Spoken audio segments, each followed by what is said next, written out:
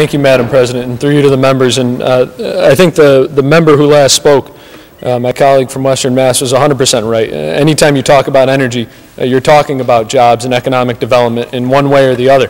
And I know I've shared this story with some of my colleagues before, but when I was about 3 months after I was sworn in January of 2007, I was called on a conference call by the general managers of the 3 paper plants in southern Berkshire County. And when you talk about the economy in the Berkshires over the last quarter of a century, potentially over the last half a century or whole century, you talk about sort of 3 major sectors. General Electric, which when I was born provided 15,000 blue-collar jobs in the city of Pittsfield. Sprague Electric, which up until 1986 provided 3,000 blue-collar manufacturing jobs. And then you talked about paper plants.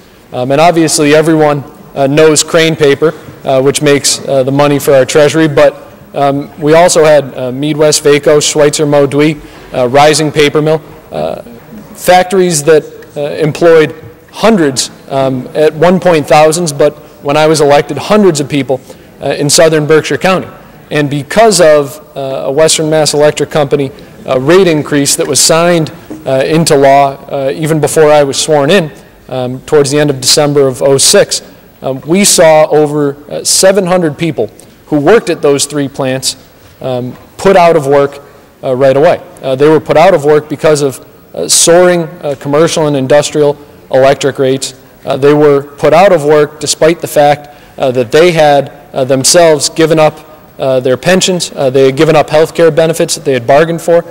They had given up just about everything to try and preserve these factories. They tried to preserve those factories because they were an integral part of the community, because they were good employers, because you could graduate from Lee High School or Lenox High School or Monument Valley Regional High School, get onto the factory line at 18 and know full well you had a job for 30 or 40 years. Those workers, we can't get those jobs back right now. Thankfully, we've been able to fill one of those factories with another couple of hundred jobs in a more boutique paper plant, but we can't get all of those jobs back. The reason we lost those jobs was because we were not forward-thinking enough, we were not forward-leaning enough when it comes to our energy policies here in the Commonwealth. I believe we have taken significant steps forward in the past several years, bipartisan steps in most cases. In particular, under the leadership of the gentleman who chairs the Energy Committee, when you look at the steps we took around energy efficiency, where we are leading the way in the nation when it comes to our energy efficiency plan, a plan that can put people to work, a plan that will save customers billions of dollars over the next 3 years when it comes to programs and targeted incentives. But we know even if we become the most energy efficient economy in New England and in the country as a whole, that we still need to get our energy from more places locally. Hopefully we need to get it from more producers that are clean, renewable, and sustainable. So, Madam President, as this debate wraps up, I rise in support of the underlying bill.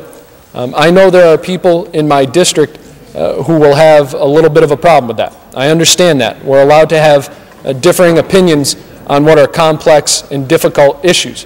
But I do think that the bill below us strikes the balance between preserving the rights of local communities to make their own decisions and our responsibility to ensure future generations that we are making decisions in this body with their best interest in mind. I think this strikes that right balance. A wind energy siting reform bill won't solve all of our energy problems. No single bill will solve all of our energy problems.